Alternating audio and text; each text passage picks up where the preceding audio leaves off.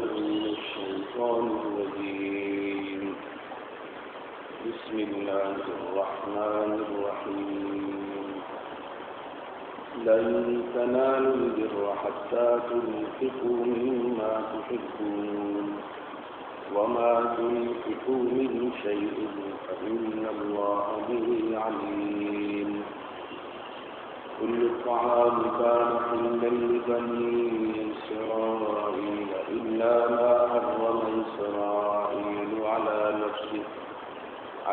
نفسه من قبل أن تنزل التوراة. قل فأتوا بالتوراة فاتلوها إن كنتم صادقين. فمن افترى على الله الكذب من بعد ذلك فأولئك هم الظالمون. قل صدق الله فاتبعوا ملة إبراهيم حنيفا وما كان من المشركين. إن أول بيت وضع للناس للذي ببكة مباركا وهدى للعالمين. فيه آيات بينات مقام إبراهيم ومن دخله كان آمنا ولله على الناس حج البيت من استطاع إليه سبيلا ومن كفر فإن الله غني عن العالمين. صدق الله العظيم. رب اشرح لي صدري ويسر لي أمري. سبحانك لا علم لنا إلا ما علمتنا إنك أنت العليم الحكيم. سبحان ربك رب العزة عما يصفون وسلام على المرسلين والحمد لله رب العالمين. عزیزان گرامی، محترم بزرگوں اور دوستوں، پس پردہ میری محترم ماں و بہن،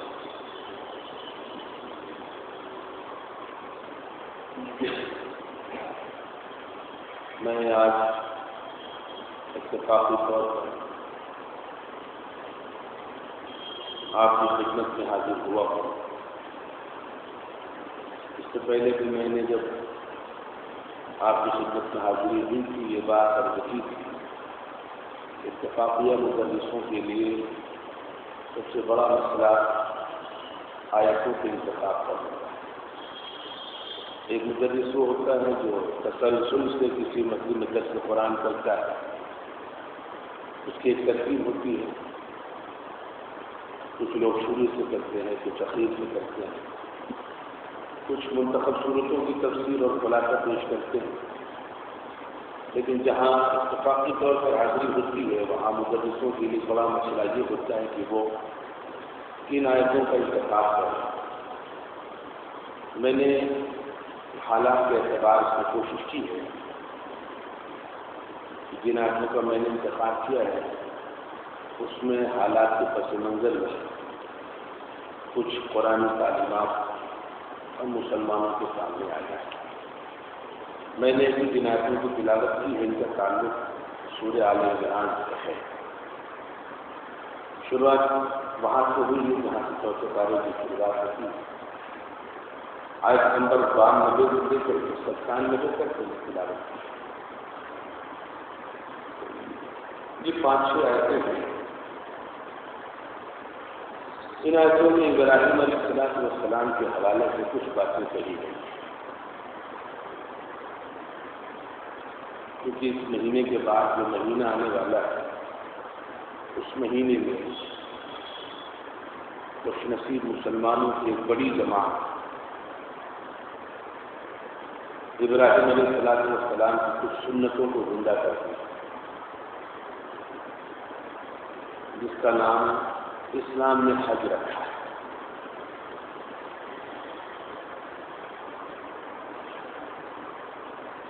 اسلام کے 5 بنیادی ارکان میں سے ایک رکن حج بھی ہے، اور یہ وہ اہم رکن ہے جو سارے مسلمانوں پر فرض نہیں ہوتا۔ جو لوگوں پر حج ایک پر فرض ہو جاتا ہے اور ایک خوش نصیب وہ ہے جو جس پر حج تو فرض نہیں ہوتا لیکن اس کے باوجود وہ حج ادا کر لیتا ہے۔ مال والوں کا حج فرض ہے، اس کا ایک کرائٹیریا ہے، ایک سسٹم ہے، کتنا مال ہو، ان تمام مسئلوں کا تعاقب ہے۔ لیکن جو اصل بات میں عرض کرنا چاہ رہا ہوں یہ کہ کبھی کبھی مال والے حج نہیں کر پاتے اور بعض وہ لوگ حج کر لیتے ہیں جن پر حج فرض نہیں ہے۔ حج کا تعلق یوں تو مال سے ہے کہ مال ہے تو آپ کا حج فرض ہے، ورنہ اس کا تعلق عشق اور محبت ہے۔ اسی لیے کہتے ہیں کہ جو سچا عاشق ہوتا ہے وہ حج ضرور کر لیتا ہے، اور جو سچا عاشق نہیں ہوتا ہے وہ تو صرف مال کا حساب ہی لگاتا رہتا ہے، وہ حج نہیں کر پاتا بیچارہ۔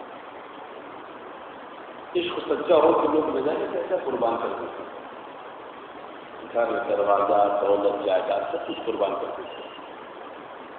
ایک لڑکی کو ایک لڑکے سے عشق ہو جاتا ہے، لڑکے کو لڑکی سے عشق ہو جاتا ہے، خاندان والے دونوں کو سمجھاتے ہیں کہ بھیا اس خاندان کا ہمارے خاندان سے کوئی جوڑ نہیں ہے، کوئی مقابلہ نہیں ہے، علمی اعتبار سے کوئی مقابلہ نہیں ہے، مالی اعتبار سے کوئی مقابلہ نہیں ہے، حسن کے اعتبار سے کوئی مقابلہ نہیں ہے، اس میں شادی کر رہے ہیں۔ لیکن جب اس کو عشق ہو گیا تو کہتے ہیں عشق نہ ہوتا ہے، وہ کسی کی بات سننے کو اور ماننے کو تیار نہیں، نہ اپنی اماں کی، نہ اپنے ابا کی، نہ گھر والوں کی۔ دنیا والوں سے عشق ہوتا ہے تو انسان کا یہ حال ہوتا ہے، اور اگر کسی کو اللہ اور اس کے رسول سے عشق ہو جائے تو پھر وہ حساب کتاب نہیں لگاتا کہ ہمارا آج میں 2 لاکھ روپیہ خرچ ہوگا، یہ 2 لاکھ روپے ہم کسی زمین میں لگائیں گے تو پھر یہ ساری 3 لاکھ بن جائیں گے، پھر 5 لاکھ بن جائیں گے، پھر 10 لاکھ بن جائیں گے، بہت کرنے جاتا ہے۔ تو اصل مسئلہ میرے عزیز یہ ہے کہ حج کا تعلق شرعی طور پر تو مال سے ہے لیکن اصل تعلق اس کا عشق سے ہے۔ اس لیے میں بہت سے ایسے لوگوں کو ذاتی طور پر جانتا ہوں، رئیس ہیں، دولت مند ہیں اور دنیا کی سیر کر چکے ہیں، کاروباری اعتبار سے ان کی اپنی مصروفیات ہیں، اس ملک جا رہے ہیں، اس ملک جا رہے ہیں، لیکن آج تک حج نہیں کر سکے۔ جو لوگ اس سال حج پر گئے ہیں وہ خوش نصیب ہیں، جو کر آئے ہیں وہ بھی خوش نصیب ہیں، اور جن کا ارادہ ہے وہ بھی خوش نصیب ہے۔ خوش نصیب کیوں ہیں؟ خوش نصیب اس وجہ سے نہیں کہ وہ حج کر چکے ہیں یا اس سال حج پر گئے ہیں یا ہم نے آگے حج کا ارادہ کیا ہے۔ خوش نصیب صرف اس وجہ سے ہیں کہ عالم ارواح میں اللہ نے ایک اعلان کیا ہے، اور اس کے بعد اس کا پریکٹیکل حل کرنا دنیا میں کر رہا ہے۔ ابراہیم علیہ السلام نے جب خانہ کعبہ کی تعمیر فرمائی، آپ اس پورے پس منظر سے واقف ہیں، وہاں کوئی بہت بڑی بستی اور کوئی بہت بڑی آبادی تھی نہیں۔ تعمیر مکمل ہونے کے بعد اللہ نے حکم دیا کہ ابراہیم اعلان کرو کہ لوگ حج کے لیے آئیں، وَأَذِّن فِي النَّاسِ بِالْحَجِّ۔ آپ نے نہیں کہا تھا کہ اللہ یہاں کس کو سنا، یہاں تو کوئی ہے کہ ویران ہے۔ اللہ نے کہا تمہارا کام اعلان کرنا ہے، باقی آگے کا کام میرا ہے۔ ابراہیم علیہ السلام نے حکم کی تعمیر کی اعلان کر دیا۔ علماء نے یہاں پر ایک بات لکھی ہے کہ روحانی طور پر اللہ نے اس صدا کو دنیا کے کونے کونے تک پہنچایا، اور جس خوش نصیب نے اس صدا پر لبیک کہی ہے اسی خوش نصیب کو حج کی طاقت ملی۔ چنانچہ مبارکباد اس لیے ہے کہ یہ وہ خوش نصیب ہے جنہوں نے پیغمبر کی صدا پر لبیک کہا، اور پیغمبر کی صدا پر لبیک کہنا یہ محض اللہ کی توفیق سے ہمیں یہ نعمت ملی ہے، ورنہ نہ ہماری یہ خوبیاں ہیں نہ ہمارے پاس کوئی کمال ہے۔ دوسرا مطلب میرے عزیز میرے بزرگوں، اسلام میں اور غیر اسلام میں بہت سے فرق ہیں۔ اسلام میں کوئی چیز یوں ہی نہیں رکھی گئی، لیکن افسوس ہے کہ ہم نے اسلامی سسٹم کو نہ تو صحیح سے سمجھا ہے اور نہ اس کو دوسروں تک صحیح سے پہنچایا ہے۔ ہمارے یہاں ایک غلط فہمی آ گئی ہے ایک غلط فہمی یہ آ گئی کہ حج کرنے میں جو بھی گناہ ہوں گے سب معاف ہو جائیں. چنانچہ آدمی غیروں کی طرح، جیسے غیروں کے یہاں ایک تصور یہ ہے کہ جو چاہے کرو، وہ اشنان کر لیں گے، وہ خاص موقع پر سارے گناہ بھول جائیں. ایسا ہمارے یہاں اسلامی تصور نہیں ہے. توبہ پہلے سمجھ لیجیے توبہ ہے کس لیے. توبہ اس لیے نہیں ہے کہ ہم قصداً گناہ کرتے رہیں بعد توبہ کریں. توبہ سے کچھ یہ ہے کہ ہم گناہ سے بچتے رہیں، لیکن انسان ہے، بچتے بچاتے بھی گناہ ہم سے ہو سکتا ہے، تو توبہ. ہمارے علماء نے بڑی اچھی مثال دی ہے کہ وہ ایک ٹیوب آتا ہے، بہت سے ٹیوب آتی ہے، لیکن پرانا مشہور ٹیوب ہے برنال. برن سے برنال بنا ہے. اس کا کام یہ ہے کہ اگر آپ جل جائیں تو اس کو لگائیں. اب اس ٹیوب کا مطلب کیا ہے کہ ہم برنال لے کر کے آ رہے ہیں اور آج باقاعدہ ہم اپنے ہاتھ سے جلائیں گے اور اس کے بعد اس ٹیوب کو لگائیں گے. یہ تو ٹیوب کا مقصد نہیں ہے. مقصد یہ کہ ٹیوب گھر میں رکھے رہو. اگر اچانک بھوکے سے غفلت سے کوئی بچہ یا کوئی شخص جل جا کے لگا لے، نہ کہ باقاعدہ ہم ہاتھ جلائیں گے میرے ساتھ ٹیوب لگانا ہے. یہ مسئلہ ہوا کہ باقاعدہ ہم گناہ کریں گے کیوں؟ توبہ کرنی ہے. یہ توبہ کا مذاق ہے. توبہ تو اس لیے کہ گناہ سے بچنے کی کوشش کریں گے. پھر اگر ہم سے گناہ ہو گئے اسی سے توبہ کرنے میں انشاءاللہ اللہ معاف کر دے. یہی تصور ہمارے یہاں حج کا بھی ہے. حج اس لیے نہیں ہے کہ زندگی بھر گناہ کرتے رہو بال ارادہ اور باقاعدہ اور پلاننگ کے ساتھ اور بعد میں حج کر لو. پہلے سے فرق یہ سمجھ لیں. دوسرا فرق حج سے کون سے گناہ معاف ہوتے وہ بھی سمجھ لیں. میں بہت ایمانداری سے بات کر رہا ہوں. گناہ دو طریقے کے ہیں. ایک تو گناہ حقوق اللہ کے حوالے سے ہے، دوسرے گناہ حقوق العباد کے حوالے سے. یعنی وہ گناہ جن کا تعلق اللہ کے حقوق سے ہے ان کو حقوق اللہ کا ہم گناہ کہتے ہیں، اور جن کا تعلق اللہ کے بندوں کے حق سے ان کو حقوق العباد کہتے ہیں. حج کرنے سے حقوق اللہ تو معاف ہو جاتے ہیں بشرط ہے کہ وہ ہمارا حج بھی قبول ہوا. پہلی چیز تو یہی مسئلہ ہے کہ وہاں سے آنے جانے سے تھوڑی حج ہو جاتا ہے. وہاں ہم جائیں اور جانے کے بعد ہمارا حج بھی قبول ہو. پہلا تو بنیادی مسئلہ یہ ہے. حج اگر قبول ہو گیا تو اب دوسرا مسئلہ ہے کہ ہمارے کون کون سے گناہ معاف ہوں گے. علماء نے صاف لکھا ہے وہ گناہ معاف ہوں گے جن کا تعلق اللہ کے حقوق سے ہے. جن کا تعلق اللہ کے بندوں کے حقوق سے ہے وہ ایک نہیں 1,00,000 حج کرائیں گناہ معاف نہیں ہوتے. بندوں کے جو حقوق ہیں وہ تو معاف کروانے پڑتے ہیں. حج کرنے سے بندوں کے حقوق نہیں معاف ہوتے. چنانچہ پہلا مسئلہ حج کی قبولیت کا ہے، اور دوسرا مسئلہ اگر اللہ نے قبول بھی کر لیا تو حقوق اللہ کے گناہ تو معاف ہو جائیں گے لیکن حقوق العباد کے گناہ معاف نہیں ہوں گے. اب حقوق العباد کے گناہ میں ایک بہت بڑی غلطی جو مسلمانوں میں عام طور پر رائج ہے، اس کی بنیادی وجہ بھی ہے کہ ہم اس ملک ہندوستان میں پیدا ہوئے اور یہاں پر ہندوانہ رسومات ہمارے اندر قدر داخل ہیں کہ ہم مسلمان تو ضرور ہو گئے لیکن ہندوانہ رسومات سے ہم بچ نہیں سکتے. وہ چیزیں شکلیں بدل کر کے یا نام بدل کر کے ہمارے یہاں داخل ہو گئی. شادیوں میں ابھی تک تصور تھا ہمارے یہاں کی عورت کا وہ لال جوڑا پہننا ضروری ہے. یہ جو اسلامی تصور ہے یہ آج بھی مسلم گھرانوں میں یہ تصور ہے کہ دلہن کا جو شادی کا جوڑا ہوگا وہ لال ہوگا. یہ تو غیر اسلامی اور سراسر ہندوانہ تصور ہے. دلہن کو نیا جوڑا پہنایا جائے، خوبصورت جوڑا پہنایا جائے کسی شکل کا ہو، اور شادی کی جہاں تک بات ہے تو اس کے لیے نئے جوڑے کی بھی شرن کوئی ضرورت نہیں. پرانے کپڑے میں شادی ہو جائے گی، نکاح ہو جائے گا. اس کے لیے فرائض میں سے نیا جوڑا نہیں ہے ہمارے یہاں. ٹھیک ہے اگر کوئی پہنانا چاہ رہا ہے اچھی چیز ہے، خوشی کا موقع ہے تو بالکل پہننا چاہیے، اللہ نے اگر دیا ہے، لیکن اس کے لیے لال رنگ کا تصور یہ سراسر غیر اسلامی تصور ہے. دوسری چیز عربوں کے یہاں اسی لیے جو لباس وہاں کی دلہنوں کو پہنایا جاتا ہے وہ اوپر سفید رنگ کا ہوتا ہے، لیکن ہمارے یہاں ایک چیز یہ ہندوانہ رسم آئی دوسرا ہمارے یہاں پرشاد جو بیچارے ہمارے بہن مسلم بھائیوں کے یہاں ہوتا ہے، مندروں کا چڑھاوا ہے یا کوئی اور مذہبی ان کی تقریب ہے اس کا چڑھاوا ہے، تو پرشاد ہوتا ہے ہمارے یہاں وہ چیز تبرک کے نام سے داخل ہو گئی ہے، مزاروں کے چڑھاوے اور جانے کے وہ تبرک تسلیم ہو رہا ہے، بیٹھ کے اللہ عبادت فرما ہے۔ جو میری ایک مثال آپ کو دی کہ وہ بہت سی رسومات ہمارے داخل ہیں، چنانچہ ایک بہت بڑی برائی ہمارے یہاں، اب وہ کہاں سے آئی یہ تو ہم نہیں جانتے، ہم یہ کہہ سکتے ہیں کہ ہماری کوئی تربیت ہوئی، یعنی آج بھی دور دور تک مسلمانوں کے اچھے خاصے گھرانوں میں یہ تصور نہیں ہے کہ باپ کی جائیداد میں بیٹی کا بھی حق ہے، اچھے خاصے گھرانوں میں تصور نہیں ہے، اور حضرت والا حج پہ حج فرما رہے ہیں لیکن بہن کا حق نہیں دے رہے ہیں، ایسے حج سے کیا فائدہ؟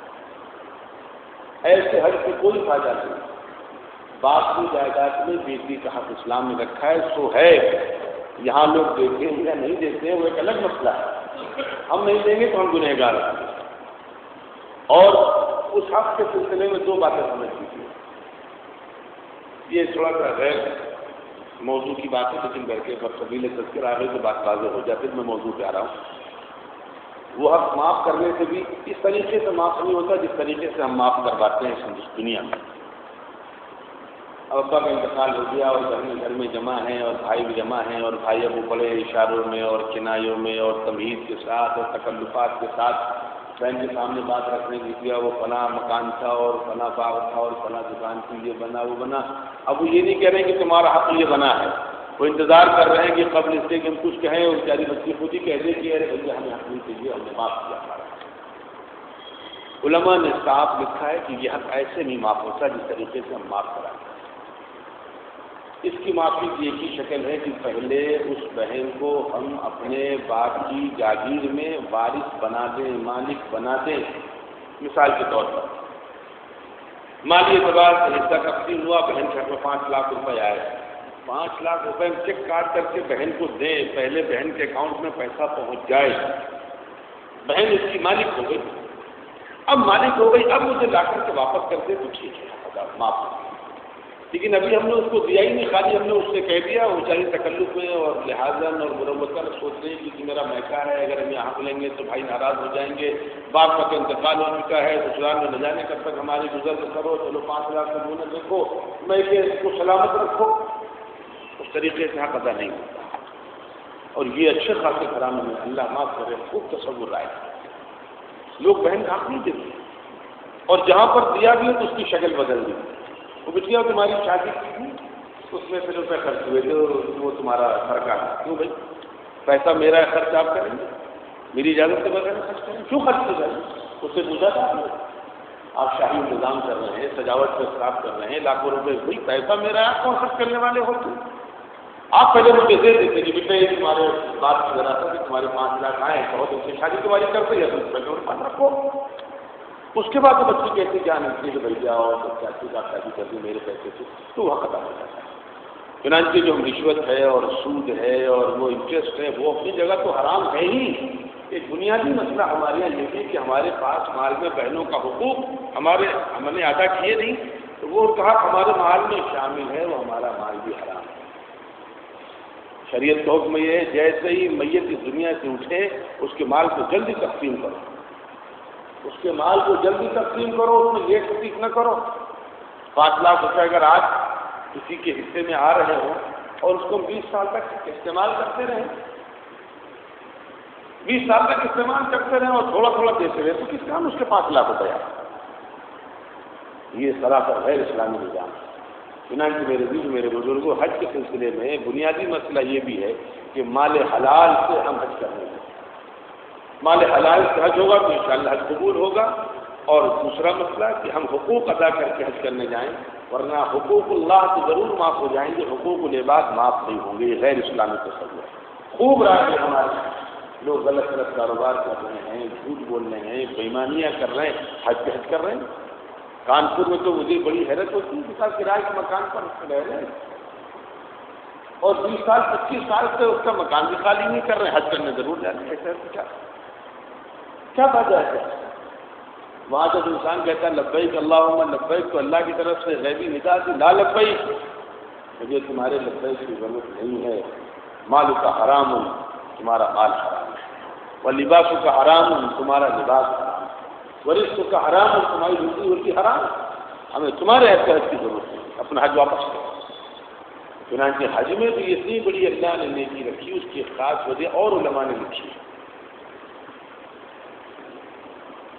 علماء نے خاص وجہ اور بھی لکھی ہے۔ آپ نے کبھی کسی مقرر سے، کسی مصنف سے حج کی عبادت پر جو ثواب سنا ہے، کسی دوسری عبادت پر وہ ثواب نہیں سنا۔ کون سا ثواب ہے؟ کہ ایک حاجی جب حج کر کے واپس آتا ہے اور اس کا حج قبول ہو جاتا ہے، رجع کیوم ولدته امه، وہ اس طریقے سے وہاں سے واپس آتا ہے جیسے کہ اس دن جس دن اس کی ماں نے اس کو اس دنیا میں جنم دیا، گناہوں سے بالکل پاک اور صاف اور دھل کر کے۔ یہ ثواب آپ نے نماز کی عبادت پر سنا، نہ روزے کی عبادت پر سنا، نہ صدقات و خیرات کی عبادت پر سنا۔ اتنا بڑا ثواب جو حج پر رکھا ہے وہ کیوں رکھا ہے اسلام نے؟ کہ بالکل گناہوں سے ایسا دھل جاتا ہے حاجی کہ جس طریقے سے ماں کے پیٹ سے پیدا ہونے والا بچہ، اس پر کوئی گناہ نہیں، کوئی حق نہیں، بالکل گناہوں سے پاک اور صاف۔ علماء نے اس کی بڑی اچھی وجہ لکھی ہے کہ حج پر اللہ نے جو یہ ثواب رکھا ہے اس کی وجوہات تو بہت ہیں، لیکن ایک وجہ یہ ہے کہ حج عبادات کا مجموعہ ہے۔ حج عبادات کا مجموعہ ہے۔ کیسی عبادتیں اس میں؟ نماز بھی ہے، روزہ بھی ہے، زکوٰۃ بھی ہے، اور بھی دوسری عبادتیں حج میں شامل ہیں۔ اب آپ پوچھیں گے روزہ کون رکھتا ہے؟ وہاں تو روزہ رکھنا منع ہے، اور 5 دنوں میں حج کے ایام میں روزہ رکھنا منع۔ ہاں، جو لوگ حج کے اپنے نہیں گئے وہ اپنے علاقوں میں وہ ذی الحجہ کے 10 دن کے یا یوم عرفہ کے روزے رکھیں، اس کی بڑی فضیلت ہے، الگ مسئلہ ہے۔ لیکن جو حج کرنے گئے وہ تو روزہ رکھتے ہی نہیں ہیں۔ میں اس کی تشریح کر رہا ہوں کیسے اس لیے عبادتیں کیسے اس میں شامل ہیں۔ نماز کیسے شامل ہے میرے عزیزو؟ نماز خالص بدنی عبادت ہے۔ عبادتیں 2 طریقے کی ہیں، ایک بدنی، دوسرے مالی۔ نماز خالص بدنی عبادت ہے، اور ظاہر سی بات ہے حج بھی بدنی عبادت ہے۔ اور مالی عبادت اس طریقے سے ہے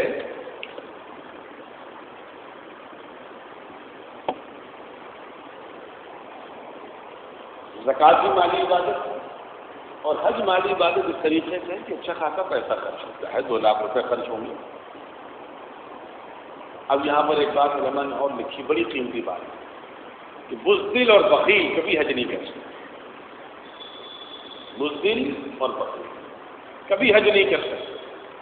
پرانے زمانے میں تو حج میں خطرات تھے ہی، آج کے زمانے میں بھی اتنا مجمع ہوتا ہے، اتنا رش ہوتا ہے کہ تھوڑا بہت بیمار آدمی ہے تو اس کی جان کے لالے پڑ جاتے ہیں۔ اتنے ہائی ٹیک سسٹم کے بعد بھی وہاں پر خطرات بنے رہتے ہیں، جان کا خطرہ بنا رہتا ہے، اور مال تو جاتا ہی جاتا ہے۔ چنانچہ ہماری جو بدنی عبادت ہے اس کا بھی پریکٹیکل اللہ نے وہاں پر رکھا۔ نماز کی جو بدنی عبادت ہے اس میں اللہ نے شامل کر رکھی۔ مالی عبادت اس طریقے سے رکھی کہ زکوٰۃ پورا مالی عبادت کا جز ہے۔ زکوٰۃ کا اصل مقصود کیا ہے؟ وہی مقصود حج سے بھی ہے۔ زکوٰۃ کا اصل مقصود کیا ہے؟ نفس مال اسلام میں برا نہیں ہے، یہ بات سمجھیے گا۔ یہ کبھی اگر کسی مقرر نے کہا کہ مال میں برائی ہے تو یہ تو غلط کہا۔ نفس مال بری چیز نہیں ہے اسلام میں، بری چیز ہے مال کی محبت۔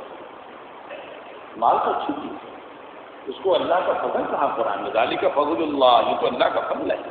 وابتغوا من فضل اللہ، اللہ کا فضل تلاش کرو، تو اللہ کا بہت بڑا کرم اس کا رحم ہے۔ کس نے کہا مال خراب چیز ہے؟ لیکن مال کی محبت بہت خراب چیز ہے۔ زکوٰۃ کا مقصود ہے مال کی محبت کو ختم کرنا۔ 100 روپے ہمارے پاس ہیں، 2.5 روپے ہم نے دے دیے، تو کیا اللہ 2.5 روپے کا محتاج ہو؟ اور 2.5 روپے میں کیا کوئی تاج محل بن جائے گا؟ 2.5% سے کیا ہوتا ہے؟ لیکن نہیں، 2.5% سے کام یہ بنے گا کہ مال کی محبت کرو۔ چنانچہ حج میں بھی یہ مسئلہ ہے، مال کی محبت کو کم کیا جائے زکوٰۃ کے سسٹم سے۔ اب ایک مسئلہ روزے کا ہے کہ حج میں روزہ کیسے شامل ہے۔ زکوٰۃ کا مقصود آپ نے سمجھا، روزے کا مقصد کیا ہے؟ بھوکا پیاسا رکھنا مقصد بالکل نہیں روزے کا۔ اگر کسی نے یہی سمجھا کہ بھوکا پیاسا رکھنا مقصد ہے تو مقصد ہی نہیں سمجھا اس نے روزے کا مقصد کیا. روزے کے تو بہت سے مقاصد ہیں. قرآن مجید نے جو مقصد بتایا اس کی تشریح میں یہ دو باتیں آئیں گی. اسی کی تشریح پہلا بنیادی مقصد روزے کا یہ ہے کہ بھوکے رہنے کے بعد غریبوں کی، یتیموں کی، مسکینوں کی بھوک کا ہمیں کچھ احساس ہو. کبھی بھوکے تو رہتے نہیں، اللہ نے دیا ہے، کھاتے پیتے عیش کرتے ہیں، لیکن تھوڑا سا بھوکے رہو اور ایک لمیٹڈ دائرے کے لیے، لمیٹڈ ٹائم کے لیے. اس وقت تھوڑا سا تمہیں احساس ہو جائے کہ غریب کی بھوک کیسی ہے. ہمیں تو معلوم ہے غریب آدمی ٹائم کھا لیں گے، اس بیچارے کو تو کل کا بھروسہ نہیں، پرسوں کا بھروسہ نہیں، کچھ نہیں گھر میں اس کے پاس. ہمارے پاس تو اللہ کا شکر ہے 10 سال کے لیے اللہ نے ہمیں پہلے سے دے رکھا ہے. ہم کچھ نہ کمائے تو 10 سال تک اللہ نے دے رکھا، ہم کھائیں گے. وہ بیچارہ غریب جس کا کل کا کوئی انتظام نہیں، کیا کھائے گا بیچارہ. پہلا مقصد. دوسرا مقصد جو بنیادی مقصد اس کی تشریح میں بات آ رہی ہے، دوسرا جو مقصد ہے وہ آپ نے اس میں لفظ تقویٰ پڑھا ہے. اور تقوی کی جو تعریف علماء نے کی ہے وہ آپ سمجھتے ہیں، یہی حج کا مقصود بھی ہے. روزے کا جو مقصد تقویٰ ہے، تقویٰ کہتے ہیں نفس پر کنٹرول، نفس پر قابو. جس نے نفس پر قابو کرنا سیکھ لیا واقعی انسان بن گیا. 12 گھنٹے 14 گھنٹے 15 گھنٹے کا جو بھی روزہ ہوتا ہے اس وقت بہت سی حلال چیزیں حرام ہو جاتی ہیں. روزہ رکھنے کے بعد پانی حلال ہے، دودھ حلال ہے، شربت حلال ہے، کھانا حلال ہے، پھل حلال ہے، سب حلال ہے. لیکن روزہ ہم نے رکھ لیا تو ساری چیزیں حرام ہو گئی. اللہ تعالیٰ ہم کو دکھلا رہا ہے کہ دیکھو تمہیں ہم نے واقعاً وہ قوت ارادی دی ہے کہ تم اگر پختہ ارادہ کر لو تو تم حلال چیزوں سے بھی بچ سکتے ہو. تو حلال چیزوں سے بچ سکتے ہو تو حرام سے بچنا تو تمہارے لیے بہت آسان ہے. روزے میں تو 12 گھنٹے 14 گھنٹے 15 گھنٹے رکنا ہے، اس پر کنٹرول کرنا ہے. آگے کچھ چیزیں اور بھی ان کو جائز ہیں لیکن ان کو بھی اس وقت اللہ نے حرام کر دیا ہے. یہاں چھوٹے بچے بیٹھے ہیں اس لیے ہم ان چیزوں کو بہت کھول کھول کر کے نہیں کہہ رہے ہیں، آپ سمجھ رہے ہوں گے میرے اشاروں کو. لیکن جن لوگوں نے حج کیا انہیں پتہ ہے کہ رمضان میں تو جو چیزیں دن میں حلال ہیں وہ چیزیں مغرب بعد، جو چیزیں حرام ہیں دن میں مغرب بعد وہ چیزیں حلال ہو جاتی ہیں. لیکن حج میں 5 دن کنٹینیو وہ چیزیں حرام ہیں. وہ رات کو بھی حرام ہے، دن کو بھی حرام ہے. جو 5 دن ایام حج کے ہیں اب اس میں پانی نہیں حرام ہے، لیکن میں نفس پہ کنٹرول والی بات کہی. آپ پڑھے لکھے لوگ ہیں، میرے اشاروں کو سمجھ رہے ہیں. اس میں اور چیزیں ایسی دن میں یعنی یہاں ہماری رات کو حلال ہو جاتی ہیں لیکن ایام حج میں وہ چیزیں رات کو بھی حرام ہیں. چنانچہ ایام حج میں روزے کا بھی ایک اللہ نے نظام رکھا. اور 2 عبادتیں اور بھی ہیں جو عبادتیں ہم کبھی نہیں کر پاتے ہیں.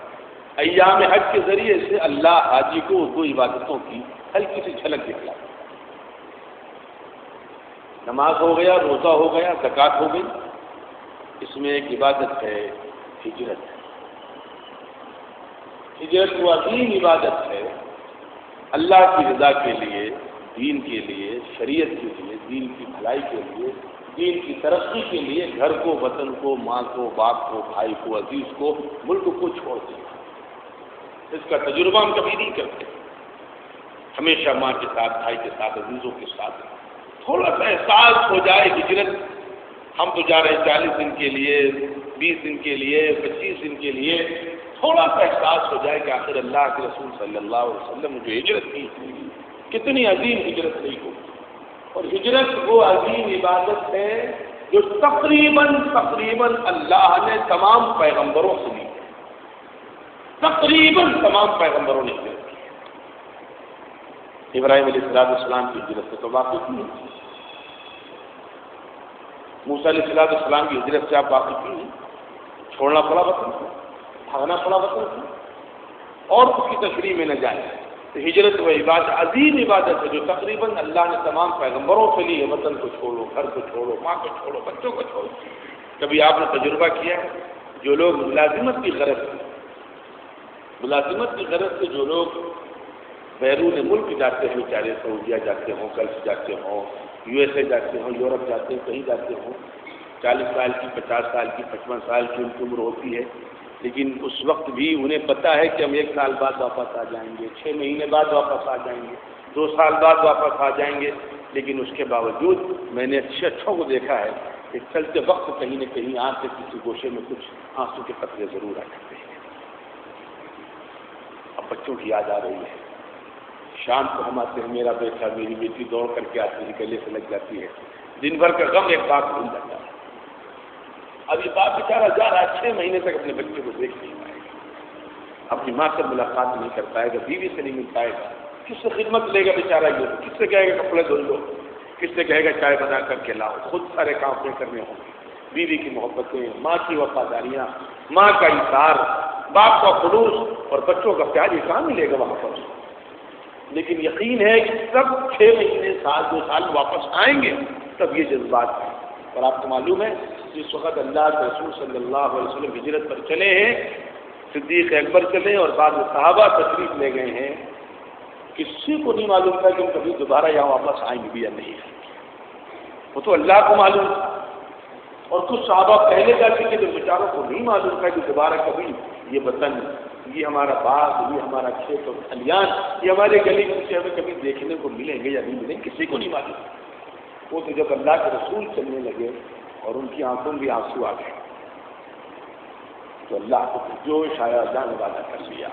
اے محمد ان الذی فرض علیک القرآن، تم کیوں گھبراتے ہو؟ جس نے تم پر یہ قرآن نافذ کیا ہے، لراتک الی معاد، تو تمہیں انشاءاللہ ایک روز ضرور ایک وقت مقرر پر تمہارے ملک میں فاتحہ انداز واپس کرے گا. یہ اللہ نے بشارت دے دی تھی اور آپ بلبل کر کے وطن کو دیکھتے تھے. تو ہجرت وہ عظیم عبادت ہے جو انسان کو کبھی کرنے کی توفیق نہیں ملتی ہے، لیکن جب حج کی نیت کرتا ہے کہ انسان تو اس ہجرت کی عبادت کو بھی انسان ایک حاجی جو خوش نصیب ہوتا ہے ادا کر لیتا ہے. اس کے بعد ایک اور عبادت رہ گئی ہے، جہاد کی عبادت. حج میں جہاد کا بھی کچھ نہ کچھ حصہ شامل ہے. جن لوگوں نے حج کیا ہے ان سے پوچھیے 5 دن کیسے گزرتے ہیں؟ بالکل ایک مہا کے جنگ کی طریقے سے 24 گھنٹے ابھی مینا جانا ہے، پھر عرفات جانا ہے، ابھی طواف کرنا ہے، پھر مزدلفہ جانا ہے، صبح یہاں پہنچنا، شام کو وہاں پہنچنا. 5 دن تو ایسے گزرتے ہیں کہ جنہوں نے حج کیے تھے اسی کو تصور کر سکتے ہیں. ہم آپ تصور بھی نہیں کر سکتے وہ 5 دن کیسے ہوتے ہیں. جیسے ایک ملک کی فوجی ٹکڑی ہو 24 گھنٹے لڑ رہتی ہے، 24 گھنٹے پوری فوج لڑ رہتی ہے. بالکل اسی طریقے سے ایک حاجی کو 5 دن لڑ رہتا ہے. اور اس میں نہ جانے کس کے ساتھ کیسے کیسے حالات پیش آئے، کھانا ملے نہ ملے، پانی، تو بیچارے بہت انتظام کرتے ہوں، اس کے باوجود بھی ساری سہولتیں نہیں میسر ہو پاتی. اس لیے میرے عزیز و میرے بزرگوں، کہ حج میں جو اللہ نے ثواب رکھا ہے اس میں عشق بھی ہے، اس میں نماز بھی ہے، اس میں بدنی عبادت بھی ہے، اس میں مالی عبادت بھی ہے، اس میں زکوٰۃ کا بھی حصہ ہے، اس میں روزے کا مقصد بھی ہے، اس میں ہجرت بھی ہے، اس میں جہاد بھی ہے. اس لیے جب یہ حج عبادتوں کا مجموعہ بن گیا تب اللہ کے رسول صلی اللہ علیہ وسلم نے اس پر یہ وعدہ ارشاد فرمایا کہ جس نے حج کیا اور اس کا حج اللہ نے قبول کر لیا تو اس طریقے سے گناہوں سے پاک اور صاف ہو جاتا ہے جس طریقے سے ماں کے پیٹ سے پیدا ہو جاتا ہے. جو اتنا بڑا ثواب رکھا حج پر وہ یوں ہی نہیں رکھا اسلام نے کہ بس یہ ثواب تو میں نے آپ سے کہا اور آپ کسی مقرر سے پوچھ لیجیے گا، سمجھ لیجیے گا. نہ نماز پر یہ ثواب سنا ہوگا، اگرچہ نماز بہت عظیم عبادت ہے، ہر مسلمان پر فرض ہے، ہر مسلمان پر فرض نہیں ہے. نماز کے سلسلے میں اولی کوشش یعنی قیامت کے روز سب سے پہلے نماز کے سلسلے میں سوال ہوگا وغیرہ وغیرہ، لیکن نماز پر بھی یہ بشارت امام الانبیاء صلی اللہ علیہ وسلم نے دی جو بشارت حج کی اس پر دی ہے. چنانچہ میرے عزیز و میرے بزرگوں، جن لوگوں پر حج فرض ہے اس کو اولین فرصت میں اس فریضے کو ادا کریں. فریضے کو، فرض کو مؤخر کرنا بھی ایک گناہ ہے. اسی لیے نماز فرض ہو جائے تو جلدی پڑھ لو نماز، ایسا نہ ہو کہ موت آ جائے اور فرض ایک رہ جائے. اور اس فرض کو مؤخر کرنا، ابھی ہم فلانا کام کر لیں اور فلانی ضرورت پوری کر لیں اور فلانے بیٹے کی شادی کر لیں اور فلانی بیٹے کی شادی کر لیں اور فلانا مکان بنا لیں اور فلانی گاڑی خرید لیں. میرے عزیز و شیطانی بہکاوے ہیں، اللہ ان بہکاوے سے ہماری حفاظت فرمائے. اور حج کرنے جب بھی جائیں اس سے پہلے خدا کے بات تو کم سے کم جو میں نے پہلی بات کہی تھی آپ سے ہاتھ جوڑ کر پھر دوبارہ کہہ رہا ہوں، بہنوں کا جو حق ہے اس سلسلے میں بڑی غفلت ہے، بڑی کوتاہی ہے. ابھی ایک فتویٰ آیا کہ وہ کسی کو یہ کہیں سے جذبہ ہے کہ ہم اپنے باپ کی جائیداد میں ادا کر دیں. 40 سال پہلے وراثت تقسیم ہوئی تھی، 40 سال پہلے تب بہنوں کو شاید حصے میں 50 یا 52,000 روپے تقسیم آئے تھے 40 سال پہلے. اب اس سے پوچھنے آئے کہ مولانا وہ میں سوچ رہا ہوں 52,000 دے تو میں نے کافی بڑے عقل مند ہیں. 40 سال پہلے 52,000 آپ دیتے تو 52 کروڑ ہو جاتے اس کے آج کو. اب 52,000 دے کر کیا احسان کریں گے؟ ٹھیک ہے آپ کا تو ادا ہو جائے گا. میرے مفتی صاحب کو فون کیا، انہوں نے کہا میں فتویٰ نہیں دوں گا اس میں. میں فتویٰ تو نہیں دوں گا، فتویٰ تو کوئی مفتی دے گا، لیکن میں تقوی کی ایک بات کہہ سکتا ہوں. تقوی کی ایک بات یہ کہہ سکتا ہوں کہ کسی سونار کے پاس چلے جاؤ اور اس سے پوچھو کہ 40 سال پہلے 52,000 میں کتنا سونا مل سکتا تھا. جتنا سونا 40 سال پہلے 52,000 میں ملتا ہو اتنا سونا اس کو دے دو، ہو سکتا ہو کسی حد تک حق ادا ہو جائے. اسی لیے تاخیر بھی ہمارے یہاں منع ہے. یوں دنیا سے جانے والا گیا اس کی وراثت اس کے بارے میں فوراً تقسیم، فوراً مالک بناؤ، جو چاہے کریں. ٹھیک ہے ہاں کوئی بچہ چھوٹا ہے تو اس کو اس کے مالک نہ بناؤ، اس کے احکامات الگ ہیں. چنانچہ حج پر جانے سے پہلے اللہ کے واسطے یہ حقوق العباد ادا کر کے جائیں، ورنہ ایک حج نہیں 1 لاکھ حج سے بھی حقوق العباد معاف نہیں.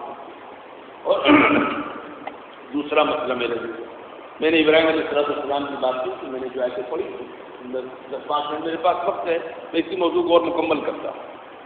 دوسری غلط فہمی ہمارے یہاں کیا ہے؟ وقتاً جو کہتے ہیں کہ رہ گئی رسم اذاں روح بلالی نہ رہی، فلسفہ رہ گیا تلقین غزالی. ہم تو ایسا مذاق اڑایا ہے سب دین کا ہم نے مسلمانوں کو کہ افسوس ہوتا ہے مسلمانوں کو. دین کا وہ تماشا، دین کی وہ نہ سمجھ. اوف اللہ، یہ تو حج کا موقع ہے اس میں دوسری بات نہیں کہوں گا میں. اب ہم لوگ یہاں پر ہیں، جو وہاں حاجی گئے ہیں وہ وہاں پر بھی قربانیاں کریں گے، اور ہم لوگ یہاں پر انشاءاللہ اللہ جس کو توفیق دی انشاءاللہ وہ قربانی کا فریضہ انجام دے گا. یہ قربانی ہے کیا چیز؟ کبھی آپ نے اس کا پس منظر دیکھا ہے؟ کتنی بے دردی کے ساتھ اور کتنی بے رحمی کے ساتھ اس مسلمان کو دیکھو ایک بکرا لیے چلا رہا ہے اور اس کو قربان کرے دے رہا ہے. میرے عزیزوں میں آپ کو بتلاؤں، ہندوستان میں مسلمانوں کو غیروں سے دور کرنے میں، یا دوسرے لفظوں میں کہوں غیروں کو اسلام میں داخل ہونے میں جو چیزیں رکاوٹ بنی ہیں ان میں سب سے زیادہ ہندوستان میں مسلمانوں کا غیر مہذب قربانی کا طریقہ داخل ہے. قربانی نہیں داخل، غیر مہذب طریقے قربانی اس میں داخل. ہمارے جو پروپیگنڈا کیا گیا بہت بڑا، برہمنوں نے جو پروپیگنڈا کیا اسلام میں داخل ہونے سے، جس پروپیگنڈے سے انہوں نے روکا ہے اپنے قوم کو، اس میں یہ چیز بہت حد داخل ہے. لیکن میں آپ سے سوال کرتا ہوں، ہمارے یہاں تو اللہ کا شکر ہے پوری دنیا میں اسلامی جو سسٹم ہے سلاسل کا اس کو قبول کیا جا رہا ہے پوری دنیا میں. اس کی حکمتیں اور اس کے بے شمار فائدے نظر آ رہے ہیں. باقاعدہ امریکہ میں وہاں کی گورنمنٹ نے آرڈر کر دیا کہ وہاں کی فورسز کو جو گوشت سپلائی ہوگا وہ اسلامی طریقے میں سلاٹر کیا ہوگا. میڈیکل پوائنٹ آف ویو سے بڑی بڑی چیزیں، مجھے اس کا ذکر نہیں کرنا، مجھے خالی ایک بات کہنی ہے. مسلمان تو حلال چیزیں کھاتا ہے، مسلمان حلال چیزیں کھاتا ہے. اور میں بہت دھیرے دھیرے کہوں تاکہ میری بات مسجد سے باہر نہ جائے. غیر مسلموں میں بطور خاص عیسائی، بطور خاص عیسائی تو گوشت ایسا کھاتے ہیں کہ وہ ان کے یہاں حلال اور حرام کی کوئی تمیز نہیں. وہ سب کچھ کھاتے ہیں جو ہمارے یہاں نجس العین ہے اور جن میں صرف بیماری ہی بیماری ہے. میرا لفظ سمجھ گیا وہ کیا کیا کھاتے ہیں. لیکن میں آپ سے سوال کر رہا ہوں، کبھی ان کو نشانہ نہیں بنایا اس قوم نے؟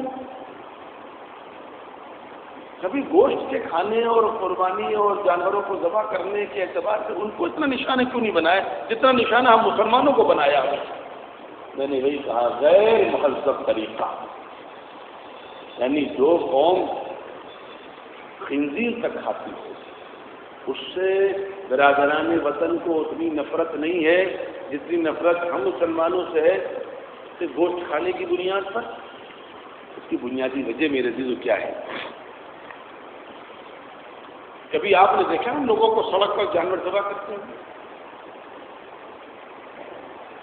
ان کے جو میٹ ہاؤسز ہیں آپ چلے جائیے تو آپ کو لگے گا کہ واقعاً کسی ہم شاندار پکنک اسپاٹ پر پیکنگ اتنی خوبصورت کہاں تک ہے کوئی دیکھ ہی نہیں پاتا.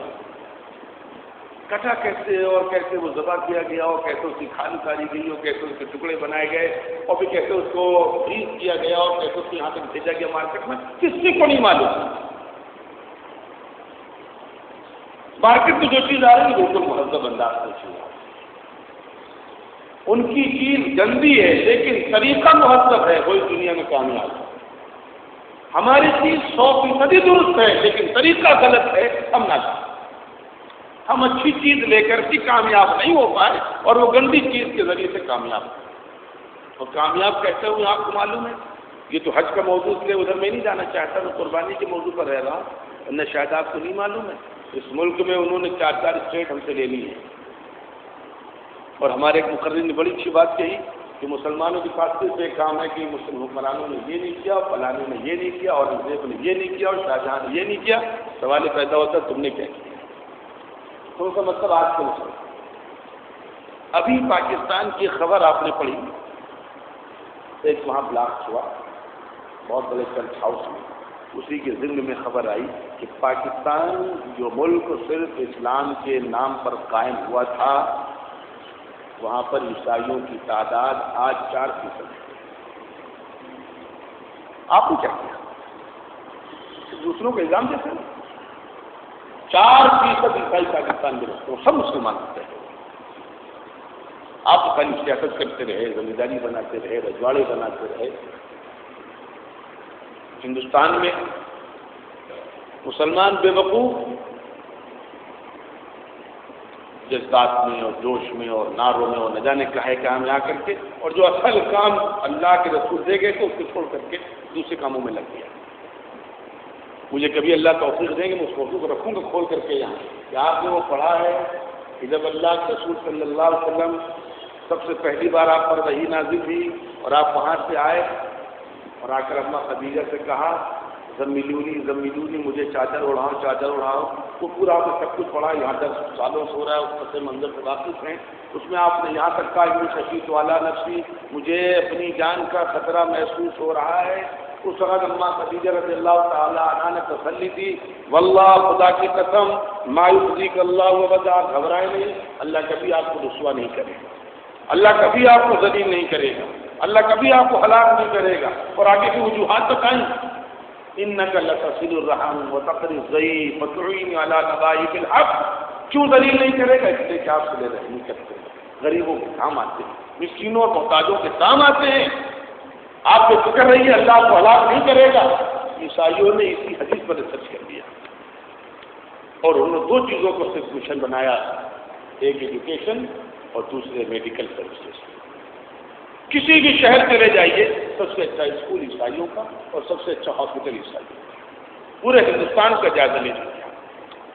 اور آج وہ نہیں، دونوں چیزوں کے ذریعے سے خدمت خلق جو چیزیں کہی گئی، مسکینوں کے، محتاجوں کے، بیواؤں کے کام آنا، خدا کی قسم اڑیسہ اروناچل پردیش کے جنگلات میں جہاں آج بھی میلوں کچے راستے ہیں، سائیکل سے جانا مشکل ہے، وہاں ان کے شاندار چرچ ہاؤس بنے. ہم سے تقریر کرتے رہے ڈرانگوں پہ بیٹھ کر ٹی وی دیکھ کر، اور ٹی وی کی خبروں پر تنقید میں سارا وقت ہم نے گزار دیا. انہوں نے محنت کی واقعی نکل گیا.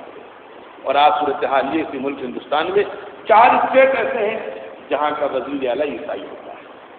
گوا کا تو نام جانتے ہی ہیں، میزورم کا نام آپ جانتے ہیں، ناگالینڈ کا نام آپ جانتے ہیں. یہاں کے منسٹر، یہاں کے چیف منسٹر عیسائی ہوتے ہیں. انہوں نے اسلامی تعلیمات کو لے کر کے آگے ترقی کرتے چلے گئے اور نظام بنا دیا انہوں نے. اللہ ہمارے حفاظت فرمائے کہ ہم نے اسلامی نظام کو سمجھا ہی نہیں. تو میں قربانی کی بات کہہ رہا تھا کہ وہ حرام اور گندی چیزوں کو اس انداز سے پیش کرتے ہیں مارکیٹ میں، اور ہم اچھی چیز کو غلط انداز سے پیش کرتے ہیں. سڑک پر جانور ذبح کر رہا ہے آدمی، سڑک پر جانور ذبح کر رہا ہے. قربانی کے سلسلے میں کتنے احکامات ہیں. یہاں تک کہا گیا ہے چھری بہت تیز رکھو، اور جب جانور کو ذبح کرنے چلو تو جانور کو بھی اللہ نے عقل دی ہے، چھری اس کو دکھلاؤ نہیں، چھری چھپا کر کے لے کر چلو اور اتنی تیزی سے کرو تاکہ اس کو تکلیف نہ ہو. یہاں سے وہ سامنے آپ دیکھ رہے ہیں مرغیاں رکھی دربے، وہی سامنے ذبح کر رہا ہے، وہی پٹک پٹک گوٹیاں بنا رہا ہے. کیا سمجھتے ہیں اس کے ذریعے سے غیر ہمارے قریب آئیں گے؟ وہی بکرے کو گرا رہا ہے، سامنے بکرے کھڑے ہوئے. شرع غیر اسلامی کا طریقہ، غیر اسلامی ہے، غیر مہذب طریقہ ہے. اس کی وجہ سے مصیبت بھی پڑی ہندوستان میں کہ صرف اس وجہ سے جو قوم، یعنی میں کیا بتاؤں، خود گندی ہے اس نے ہمیں گندا بنایا.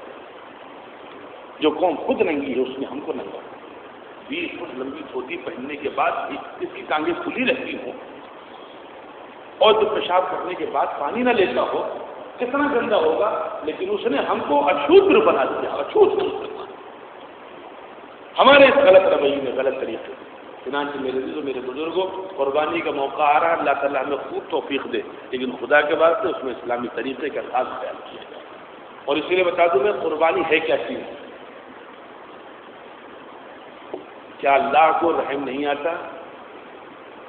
کیا اللہ معاذ اللہ بے رحم ہے؟ اللہ معاذ اللہ جذباتی ہے، یا اللہ معاذ اللہ تنگ دل ہے؟ اللہ کو انتقام لینا ہے کہ دنیا میں جو کروڑوں جانور ذبح ہوتے ہیں، کیا ان کا خالق اللہ نہیں ہے؟ ان کا خالق کوئی اور ہے؟ کسی اور نے ان کو پیدا کیا ہے کہ اللہ کو دشمنی ہے کہ ان کی مخلوق کو کٹوا رہا اللہ تعالیٰ؟ جو لوگ حج کرنے گئے ان سے پوچھیے ایام حج میں، تو کہتا ہوں وہاں لوگوں سے کہ اللہ کے بندے خود قربانی مت کرنا جا کر کے وہاں جو تنظیمیں ہیں، جو ادارے ہیں، جو سرکاری نمائندے، ان کو جا کر کے دیتے ہیں. اس لیے نہیں کہ خود کرنا معاذ اللہ اس میں کوئی نقصان کوئی نہیں، خود کرنا زیادہ افضل ہے.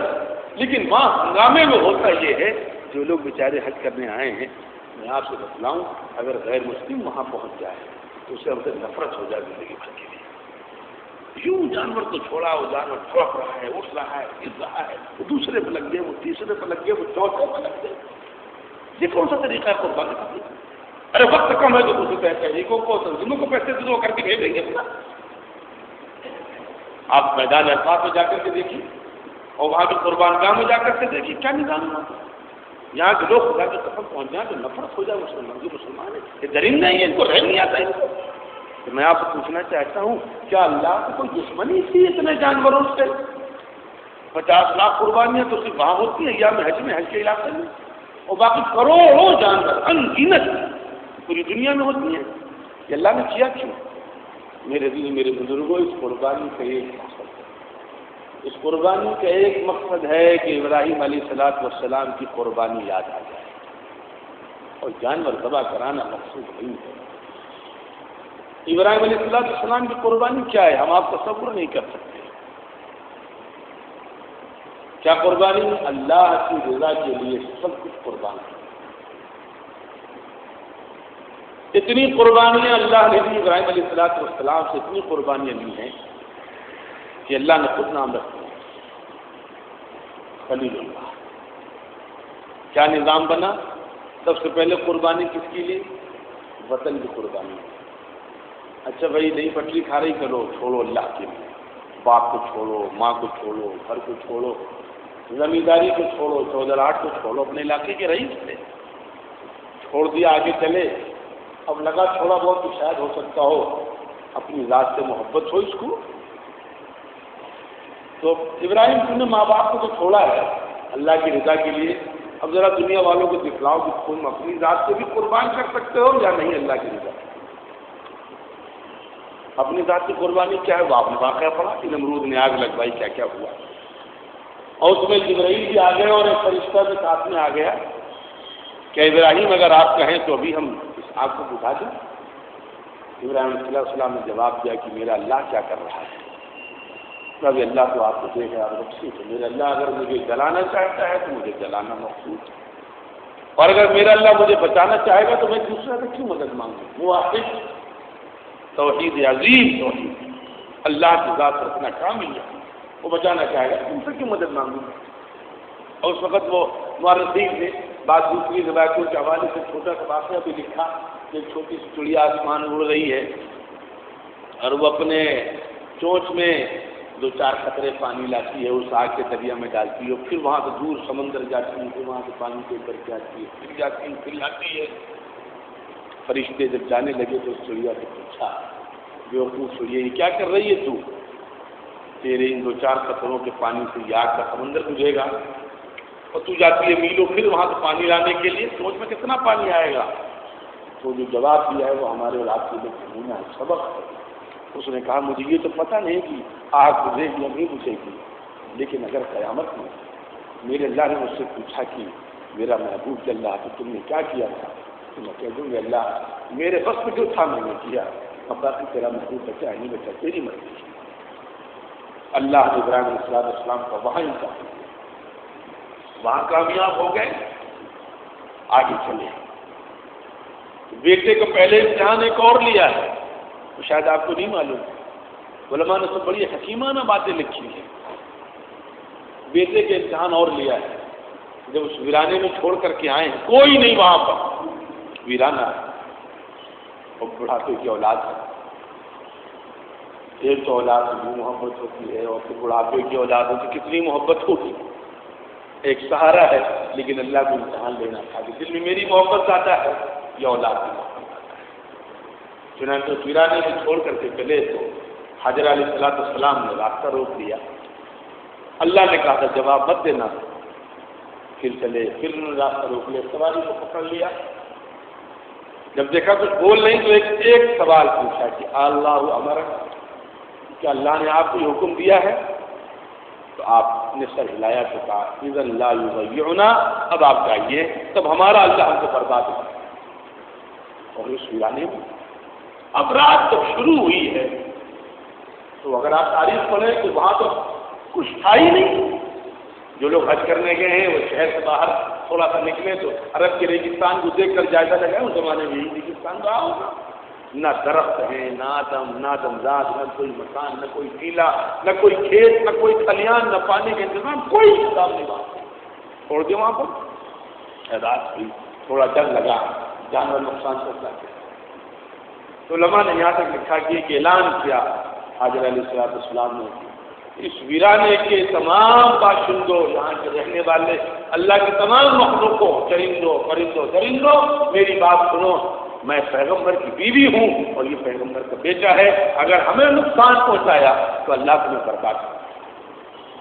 تو علماء نے یہاں تک لکھا کہ بعض دور دور علاقوں سے کچھ جانور نکلے اور سب سے چکائے آئے، اس بات کی گواہی انہوں نے دی اپنے ایک جسمانی حرکتوں سے کہ نہیں ہم آپ کو نقصان نہیں پہنچائیں گے بلکہ ہم آپ کے محافظ۔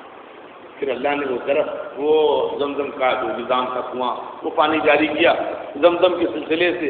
ایک علماء نے عجیب و غریب بات لکھی ہے کہ علماء کی اپنی ذاتی رائے ہے کہ زمزم کا پانی جنت کے پانی سے زیادہ افضل ہے۔ اور زمزم پر میڈیکل جو ایکسپیریمنٹ ہوئے ہیں وہ تو آپ پڑھ ہی چکے ہیں، بھی جاپان کی ایک پوری ٹیم نے تجربہ کیا ہے، اس میں کتنی وٹامنس ہیں، کتنی بیماریوں کا اس میں علاج ہے، وہ تو واقعی اس میں ایک جاپانی شخص اسلام میں داخل ہو گیا۔ اپنے آپ سے ایک اللہ کا معجزہ ہے، چھوٹا سا کنواں ہے، سمندر سوکھ جاتا ہے اگر تمہیں استعمال کیا جاتا ہے، ہزاروں سال سے اس کا پانی استعمال ہو رہا ہے، ہزاروں سال سے۔ اور آج میں سمجھتا ہوں کئی ملکوں کے لوگ اس کا پانی استعمال کرتے ہیں۔ خدا کی قسم سمندر سوکھ جاتا ہے لیکن نہیں سوکھ رہا، پانی آ رہا ہے، اور اس پانی میں جتنی خوبیاں دنیا میں کسی پانی میں وہ خوبیاں موجود نہیں۔ جب یہ سہارا اردو میں 2-4 مہینے پہلے باقاعدہ ہلکا سا چھوٹا سا زمین مچیا تھا اس پر، جاپانی کسی سائنٹسٹ کا، لیکن اس پر جو یہ بات علماء نے کہی ہے کہ وہ جنت کے پانی سے افضل ہے، اس کی وجہ بھی لکھی۔ علماء کا کام جذباتی گفتگو نہیں ہے، مدلل گفتگو ہے۔ جنت کے پانی سے کیوں افضل ہے؟ اس کی ایک وجہ لکھی ہے کہ اس میں 3 چیزیں شامل ہیں۔ پہلی چیز تو یہ ہے اسماعیل علیہ السلام جو پیغمبر ہیں ان کی قدم مبارک کی رگڑ اس میں شامل ہے۔ ایک پیغمبر کے قدم اس میں شامل ہیں۔ پھر اللہ نے جبرائیل کو حکم دیا کہ جبرائیل جاؤ وہاں پر پر مارو جا کر، پر مارا تو پانی نکلنا شروع ہو گیا۔ علماء نے دوسری بات لکھی ہے کہ ایک نوری فرشتے کی برکت اس میں حصہ شامل ہے۔ اور تیسری بات علماء نے یہ لکھی ہے کہ اللہ کے رسول صلی اللہ علیہ وسلم نے فتح مکہ کے وقت زمزم کا پانی منگوایا، اور منگوانے کے بعد ایک پیالے میں پانی کچھ صحابی لے کر کے آئے، اس میں آپ نے اپنا لعاب شامل کیا اور کہا جاؤ اس پانی کو اسی زمزم میں ڈال دیا۔ امام الانبیاء کا لعاب اس میں۔ اور ایک اور عجیب و غریب بات لکھی بعض علماء نے کہ جب شق صدر ہوا ہے اللہ کے رسول صلی اللہ علیہ وسلم کا روحانی آپریشن، اس میں ساری چیزیں تو فرشتے جنت سے لے کر کے آئے تھے، لیکن اس دل کو دھلنے کے لیے جو پانی استعمال کیا وہ زمزم کا استعمال کیا۔ چنانچہ کچھ وجوہات ہیں جن کی بنیاد پر لکھنے والوں نے لکھا کہ یہ پانی جنت کے پانی سے افضل ہے۔ ابراہیم علیہ السلام کو قربانی دی، اللہ نے پانی کا انتظام کیا، اب رہائش کا بندوبست کرنا تھا تو اس کا بھی پورا واقعہ ہے۔ اللہ نے ایک علاقے کے پانی کو سکھوایا، وہاں سے قبیلہ چلا، وہاں کر آباد ہوا، الگ داستان۔ لیکن میرا وقت مکمل ہو رہا ہے، اس لیے میں بہت قریب مختصر کر کے باتیں کہہ رہا ہوں کہ تیسری قربانی یہاں لی۔ وہ جب یہاں سے چلنے لگے تو کس باپ کو اپنی اولاد سے محبت نہیں ہوتی ہے؟ کس باپ کو نہیں ہوتی ہے؟ یہ تو الگ ایک یہ وہ محسوس کرنے والی شے ہے۔ چنانچہ واپسی میں جا کر کے آنکھوں میں آنسو آ گئے۔ وفادار بیوی ہے، خوبصورت بیوی ہے، خدمت گزار بیوی ہے، چھوٹا سا بچہ ہے، بڑھاپے کی لاٹھی ہے، بڑھاپے کے ارمان ہے۔ چلنے لگے تو کچھ احساس تو ہوا کہ اس ویرانے میں کیا ہوگا، تو اللہ سے دعا مانگی، انی اسکنت من ذریتی بواد غیر ذی زرع عند بیتک المحرم۔ اے اللہ تیرے اس پاکیزہ گھر کے پاس ہم نے اپنی ذریت کو آباد کر دیا ہے، بواد غیر ذی زرع، ایسی وادی میں جہاں کچھ اگتا نہیں، جہاں کچھ پیدا نہیں ہوتا، جہاں کوئی آبادی مخلوق نہیں، لیقیم الصلاۃ، تاکہ نماز کو، دین کو، شریعت کو قائم کریں۔ اب آگے دعا کریں، فجعل افئدۃ من الناس تهوی الیہم، اللہ کا کچھ نظام بن جائے یہاں کچھ لوگ آ کر کے آباد ہو جائیں۔ اللہ نے وہ نظام قیامت تک قائم کر دیا۔ لاکھوں انسان روزانہ جاتا ہے، ایام حج میں کروڑوں، لاکھوں انسان ساری دنیا کونے کونے سے پیغمبر کی دعا ہمیشہ قیامت تک کے لیے قبول کریں۔ تهوی الیہم، آگے دعا فرمائی، وارزقھم من الثمرات، اللہ کے کھانے پینے کا بھی انتظام ہو جائے۔ اللہ نے ایسا انتظام کیا کہ تیل کے کنویں سمندر پیدا کر دیا۔ اور لکھنے والوں نے یہاں تک لکھا، ابھی کچھ دنوں پہلے ایک رپورٹ آئی تھی، جب تو سورج کی شعاؤں سے بجلی پیدا کی جا رہی ہے اور گیس سے گاڑیاں چل رہی ہیں، تو کچھ مسلم دشمنوں نے خبر اڑائی کہ آنے والے 100 سالوں کے بعد یہ علاقہ فقیر ہو جائے گا، کنگال ہو جائے گا، اس لیے کہ تیل کی ضرورت نہیں رہے گی دنیا کو، دنیا نئی ترقیات آ جائیں گی۔ تو دوسری رپورٹ یہ آئی کہ چونکہ پیغمبر کی دعا سے اللہ سے کچھ دعا کو رد کر سکتے تھے، اللہ نے وہاں کی جو ریت ہے اس ریت میں کچھ ایسی اللہ نے سائنٹیفک سسٹم پیدا کیے ہیں کہ اب وہ ریت اربوں خربوں نہیں سینکڑوں سالوں تک گرتی رہے گی، ساری دنیا خالی ریت ہے۔ جو آپ دیکھتے گیس پیدا ہوتی دنیا کے مختلف علاقوں میں، ایسے وہاں پر اللہ نے سلسلے میں وہ رکھا۔ تیسری قربانی، پہلی قربانی گھر چھڑوایا، دوسری قربانی ذات کی قربانی لی، تیسری بچے کی قربانی لی، اور چوتھا وہ عظیم قربانی جب بچہ بڑا ہو گیا، کسی سہارے کے لائق ہو گیا تو اس کی قربانی کا اللہ نے نظام فرمایا۔ چنانچہ اصل قربانی کا مقصد میرے عزیز یہ ہے، جانور ذبح کرنا مقصود نہیں ہے، مقصود یہ ہے اللہ کی رضا کے لیے، اللہ کی خوشی کے لیے، دین کے فروغ کے لیے، دین کی ترقی کے لیے، جب جیسی ضرورت پڑے ہم ویسی قربانی دینے کے لیے تیار ہیں۔ ذات کی قربانی تو ذات کی قربانی دیں، مال کی قربانی تو مال کی قربانی دیں، گھر کی قربانی تو گھر کی قربانی دیں، وطن کی قربانی تو وطن کی قربانی، جیسی قربانی کی ضرورت پڑے ہر وقت ایک مسلمان تیار ہے کہ اللہ تیری دین کے لیے تیری رضا کے لیے ہر طریقے سے حاضر ہے۔ لیکن آگے یاد رکھیے گا کہ ابراہیم علیہ السلام کی قربانی لی گئی تھی۔ ہمارے ایک بڑی عجیب و غریب بات کہی ہے کہ اللہ ہم کمزور بندوں سے قربانی مانگتا ضرور ہے، قربانی لیتا نہیں، مانگتا ہے۔ جیسے ابراہیم علیہ السلام قربانی مانگی لیکن لی نہیں قربانی، لی قربانی مانگی تو قربانی لی نہیں بیٹے، ذات کی قربانی مانگی لیکن لی نہیں۔ اللہ کی ذات بڑی کریم، بہت رحیم، ہم قربانی دینے کے لیے تیار ہو جائے، ہمارا جواب لے گا نہیں قربانی ہم سے، وہ جانتا ہے یہ بچہ ہے، یہ غریب ہے، بندہ ہے، یہ کمزور ہے، تو کہاں قربانی دے پائے گی؟ تو اللہ قربانی لیتا نہیں ہے، مانگتا ہے قربانی۔ چنانچہ اس قربانی کا مقصود میرے دل صرف یہی ہے کہ ہم اپنے جذبات، اپنی روح، اپنے ظاہر، اپنے باطن، اپنا گھر، ان تمام چیزوں کو قربان کرنے کے لیے تیار ہو جائیں۔ اسی لیے صدیق اکبر رضی اللہ تعالیٰ عنہ سے ان کے بیٹے نے بعد میں کہا جب ایمان میں داخل ہو گئے کہ ابا جان جنگ بدر میں آپ میری تلوار کے نیچے کئی بار آئے، لیکن میں نے سوچ کر کے چھوڑ دیا کہ آپ میرے باپ ہیں۔ صدیق اکبر نے کیا جواب دیا تھا؟ بیٹا لیکن اگر تو میری تلوار کے نیچے ایک بار بھی آتا تو میں تجھے نہیں چھوڑتا، اس لیے کہ میرے نزدیک اصل چیز اللہ کا حکم ہے۔ یہ مقصود قربانی کا، اور حج پر جو عبادت، حج کی جو عبادت کا جو اتنا بڑا ثواب ہے وہ اس وجہ سے کہ حج عبادات کا مجموعہ ہے۔